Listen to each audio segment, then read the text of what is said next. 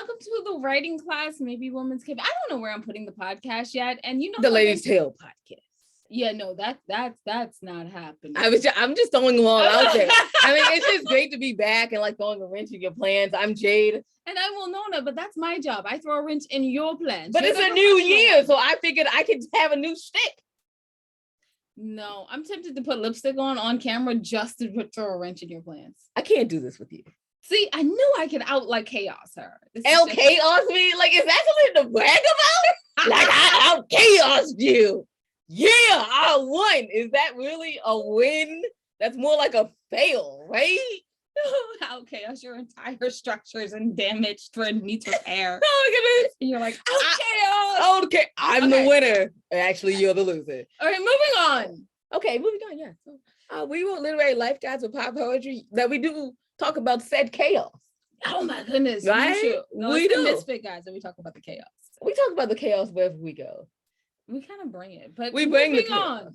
Anyway, so yeah, and I thought divorce was bad with other life lessons, and I thought being grown up was easy. If only I were me, a memoir in verse. The Widow's Web, and Widow's Dead series, and for coffee. I'm sorry, that was just really funny. The Widow's Tales, like that's a thing. That's what I'm gonna name the new book. Look at that! Okay. I have a new title. Now, if for some reason it's copyrighted, we break up as a group, and she says I gave her the title, I want everyone that watches to lie and say that it came from my mom. No, I'm gonna be like, no, it's right there on our podcast. I downloaded it just in case. No, I'm joking. I did that. So you can find out everything your ladies are doing on www.andithoughladies.com. But y'all are here to hear about us talk about chaos. You're here to hear from our wonderful guest. Would you like to introduce yourself? I would. Hi, I'm Bianca Marris. I am one of the hosts of the writing podcast called The Shit No One Tells You About Writing. I'm also a creative writing instructor. I'm an author of 2 novels, Hum If You Don't Know the Words, and If You Want to Make God Laugh. And I was once bitten by a giraffe. True story. Okay, so now I was going to have a really good first question, but now how? Did you get bitten by the giraffe? Like that has to be a how. Well, I grew up in South Africa. So we've got giraffes just roaming in our back gardens like squirrels. No, that's not true. I don't want people to actually think that's true. And they're going to go to South Africa and be very pissed off that there are no giraffes climbing trees. No. So my godson turned 1 and we went to the Lion and Rhino Park nearby, and they had these giraffes there and you could feed them, and I put one of the giraffe pellet snacks in my hand and then got distracted by my nephew, and when I held my hand out I didn't let go of the damn snack fast enough. And I don't know if you've ever seen a giraffe tongue. It is black and long like this, and the giraffe wrapped its tongue around my wrist and pulled my whole hand into its mouth and bit like a mofo to get me to release the snack. And I've actually got a scar now to prove it. Wow. That's not funny. Why did I laugh? I'm so sorry. It was hilarious because also I couldn't scream like mother, which I wanted to because it was so sore, but I was surrounded by a bunch of 1 and 2 and 3-year-olds. And so I wasn't allowed to curse and stuff. So I sat there smiling as tears kind of ran down my face so that the kids wouldn't be scared of the giraffe. So it was really funny in hindsight, really funny. Please tell me you've written this somewhere. Well, that has to happen to one of your characters. Like, I have not written that somewhere because sometimes truth is stranger than fiction.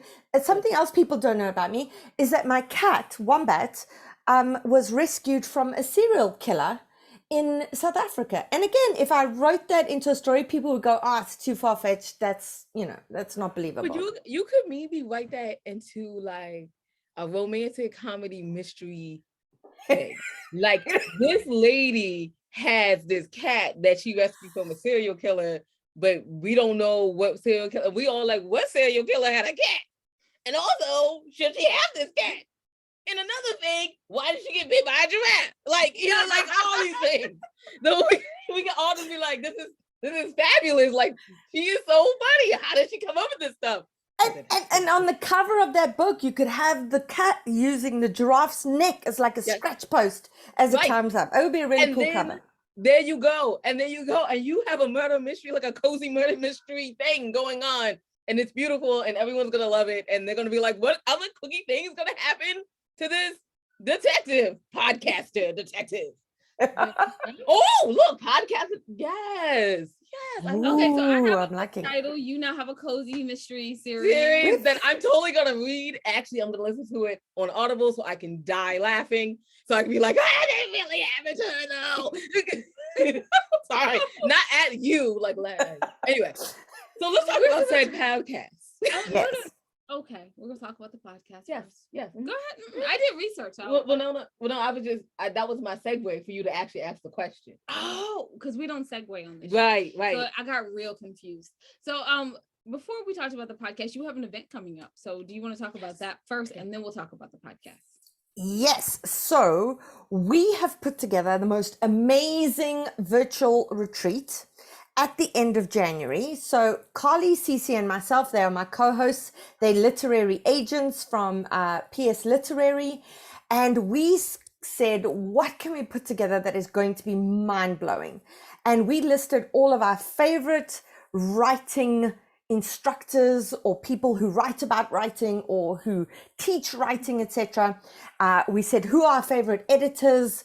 Who is our favorite writer? Britt Bennett. And we were like, let us get all of these amazing people together and let us have a virtual retreat. So we're doing that on the 29th and the 30th of January. It's going to be the whole weekend. It is 16 hours of jam-packed amazing content. And after that, whoever signs up for the treat will also be a part of the Shit No One Tells You About Writing book club, which is not your usual book club. This is for serious writers. So we are going to look at books, tear them apart in terms of saying what works, what doesn't, why does this work, how did this author do this amazing alchemy, and how might we learn from this? And that'll be run for the rest of the year. So that's what we've got coming up, and we're super excited about it. Wow. So at least we know we are not going to be in that because it was for the serious. Right. Not the chaotic ones. We like chaos. Jay, did you want to ask about the podcast? Okay, so that's my segue, y'all. Jay, do you want to ask about the podcast? High five, I guess.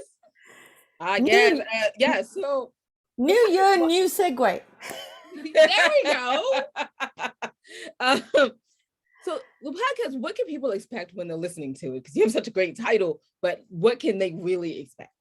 So here's the thing. I started this podcast having not listened to any podcasts ever, because I tried to listen to podcasts and I am just such an A-type Capricorn control freak person that when people do like the chit chat, and I'm not talking about what you two do because you two are hilarious. I could listen to this all day. I'm talking about people going, hi, everybody. And they use this lovely podcast voice and they're like, what a beautiful day right now. And the leaves are falling from the trees as I watch the giraffe saunter by chasing a squirrel. And then I'm like, this is not why I signed up to listen to this damn podcast. The heading said you would discuss X or Y, and I'm 15 minutes in, and you haven't bloody discussed any of the things I want to hear about. So I started this podcast, and I was just like, okay, we are going to dive right in. And there is zero chit-chat. We start the podcast. We have two co-hosts, Carly and Cece, who are our agents, and we get our listeners to submit their query letters and opening pages to Carly and Cece for them to critique. Because writers are constantly going out on submission. They get rejected so much and nobody ever tells them what they're doing wrong. And that, having been in that position, there are some bloody agents from like 2014 who still haven't gotten back to me to reject my ass. And you sit there and you go, what did I do wrong? What happened here? So what we're trying to do is give writers critique and say, this works, this doesn't work on this, fix this. Maybe you want to take out the prologue. Maybe you want to do this. Maybe that'll work better. So that's what the first half of the show is. Experts, agents giving expert advice. And then the second half of the show is where I interview a guest. So either an editor, an author, someone in publishing, and I kind of ask them all the pressing questions about elements of craft or the business side of writing. And we have some fun laughs along the way. Yeah, that's pretty much the podcast. Well, that sounds like a fabulous podcast, y'all, because it is. Now I'm suggesting that to everyone. I mean, I kind of like skipped over the first page and stuff, and I listened to the interviews. Yes. like when you were saying about the whole thing, and they just keep talking, and I'm like, that's so like, I'll be like, okay, they're still talking. No, they're still talking. Oh, there we go. That's not the question. That's not the. Oh, that sounds like that might be the answer to the question. Back up. Oh, there's the question. There we go. She's a horrible listener to the podcast. That's why our podcast is so short, y'all. Because she'd be like, listen, 25 minutes. That's all you need. Like, I can't over 25. Well, and can I tell you that I'm the Carly and Cece wrangler, because I'm the one sitting as they're talking and I start showing helicopters and I'm cutting you off, you've got 2 minutes. And then they get terrified and they get all squirrely and quickly hurry up and answer the question. But, they're passionate about what they do and they're passionate about helping writers. And so, we all tend to go on a bit. Narcissism question time. Oh, wow. Oh, okay. Yeah. Okay, no, I'm sorry. Go ahead, Jade. Finish what you were saying and then narcissism question time. I was, never mind. Well, no, go ahead. I was just wondering, did you want to interview 2 adorable African-American poets? I'm joking. We're moving on. The pop poets. We're joking. I mean, I was about to put it in the schedule, but okay. I mean, if you want to put it in the schedule. It's like, I've got the schedule. We're about to put it in. I just love to hear you say schedule. So yes, thank you for saying that. I feel like I did my UK tour this year. Right? Or like, let me put it in the diary, love. You're like, yes, put it in the diary. Okay, I'm back. So let's talk about a little bit about the business side of publishing and the book business.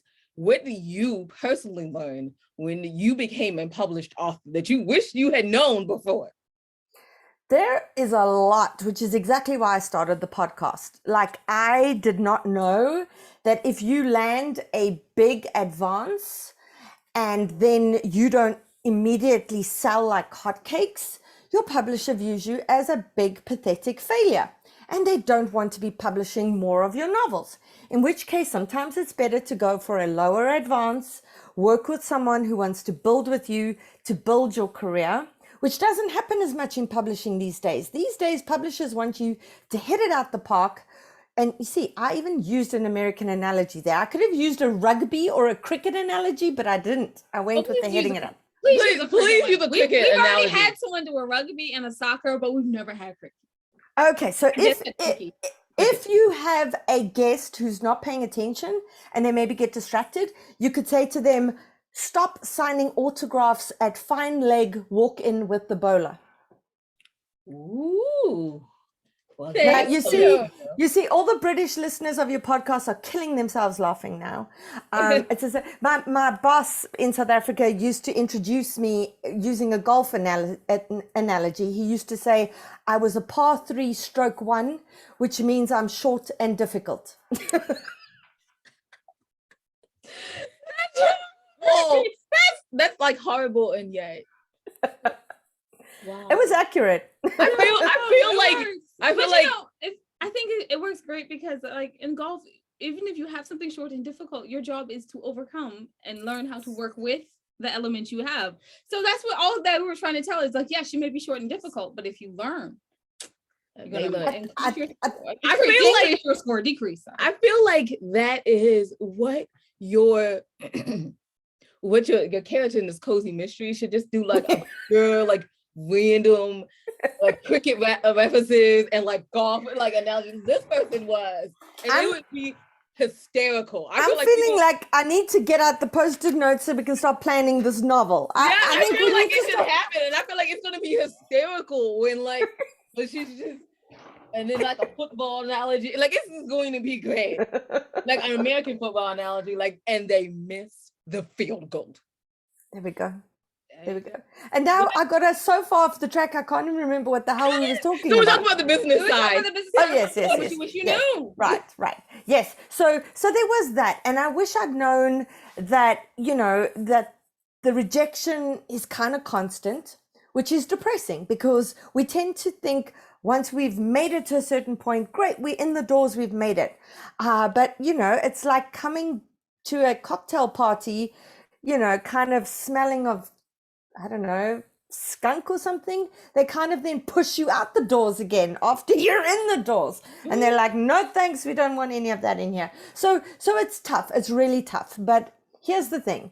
What I've learned is that if you love the writing, and if you do it because you can't imagine doing anything else, if you are super compelled to do it and you just want to do this for the rest of your life, you will keep picking yourself up and you'll keep dusting yourself off and you'll have the shitty reviews because I've had some awful reviews that have kind of made me want to, go at my wrist with a butter knife. And there have been, it's tough, but tenacity and passion are key drivers, and just keep coming back to it and don't give up. I love this. I love this advice about don't give up. I feel like I have my thing because like I like to shorten these now and put them up on TikTok. So don't give up is your inspirational saying. Yes, don't. Unless you top yourself, in which case. I think it should be don't let any other sons of bitches make you give up. That's what it should be. Wow, because I don't feel like we give up on our own. I feel like we keep going. And then there are all these gatekeepers, and it's agents and it's editors and it's publishers and it's marketing people and PR people. And these are the people who are constantly standing in the way of you getting through those doors. And the rejection makes you want to give up. It's not that you yourself want to give up. You start to think you can't do it. You start to doubt yourself. You start to doubt your abilities. And so that needs to be the thing, not you just giving up. Don't let other people make you give up. That's a very, I feel like that's like, where can we find this podcast then? We need to just like put it right there. Like there. Saying podcast. No, we didn't talk about your book. I know, right? I was joking. Okay. I was joking. Let's talk a little bit about your books. Like, first of all, I love the titles. Like, yes. Can you say the title? Wordy titles. So hum if you don't know the words and if you want to make God laugh. So 2 books that took place in South Africa. It's kind of coming of age stories in South Africa. And at their heart, they're about white characters coming to grips with their own inherent racism. Because I speak to tons of book clubs and I tell people that if you were born and raised in apartheid in South Africa, you were brainwashed to be racist. Your teachers, your ministers, everyone who was in a position of authority or in a position of power was brainwashing you to be super freaking racist. And so that's how you kind of grew up until you knew better and could do better and started to unpack that. And there's this shame that people feel when they hear the word racist, because it's so shameful that they immediately reject it and go, I'm not a racist. And what I'm trying to do with my books is say, here's this thing. I was made a racist when I was very, very young. I had no control over that. But what I do have control over the rest of my life is whether I want to stay that way or whether I want to unpack that shit every single day and go, this is nonsense, this is nonsense, this is nonsense. And I'm going to rewire my thinking. And so, both books at the core are about characters coming to grips with this, and it's about the huge racial divides in South Africa. My first book is pretty funny. I know when I say it's about racism and homophobia and anti-Semitism, it doesn't sound funny, but it was pretty funny. The second book wasn't as funny because the editor took out all the good funny bits. So those are my books. And then I have a Audible book, a short story coming out with Audible Originals. Very big genre change for me. It's called the Prin Viper, because Viper is an acronym for viable person. It's a dystopian novel set in some future dodgy world. And then after that, I was writing contemporary fantasy. So here's the thing, I'm difficult to pin down in terms of genre. The last book was very, very funny. But, I love story and I don't like being forced to write one particular story. So her cozy mystery series is going to be extremely hilarious. In right? multiple genres. In multiple genres. We love it. We love it. Why not? Maybe the cat and the giraffe fall in love and then it's a rom-com. Ooh, but we need a third, maybe a squirrel, so that it could be a love triangle. Yup. There it is. I like this. There it is. Yes. But they can bond over hating the barky dog next door. There we go. Ooh, there you are. Bam. And the story is born. Okay, y'all. I'm liking this. And I'm like, oh, this might be our new kid book. No, it's not out. It's your kid book. I can't write it because that's hilarious stories. I can't. Exactly. This is very true. We can't. We don't have those skills. No. Anyway, we need to find out about your last question. Yes. So my last question is, where can people find out about the podcast? Where can we buy your books? And generally, if you want people to follow you on social media, where can we do that too? Right. So I am easy to follow on social media. I'm on Instagram as Bianca Marris Author. The podcast is there as The Shit About Writing. I'm on Twitter as Bianca Marris Author. The shit no one tells you about writing. It's a terrible acronym. We did not think it through when I named the podcast. So when I make it an acronym, it's T-SNOT-YOUR, which is really not great. Not great. But as well, the podcast. Like, that's a great thing for your new character to say, like when she's really mad at people. It's like, T-SNOT-YOUR. It sounds like a sneeze, but like y'all. It's like y'all. And the podcast can be found on Spotify and Apple Podcasts. It's called The Shit No One Tells You About Writing. You can find it everywhere. And I have a website, biancamarais.com. Fabulous. Thank you so much. Yeah. Jade, would you like to wrap us up as well? Because I'm starting to do a T-SNOT-YOUR. That would be a sneeze yawn. Sneeze yawn? A sneeze. Okay, well, sure.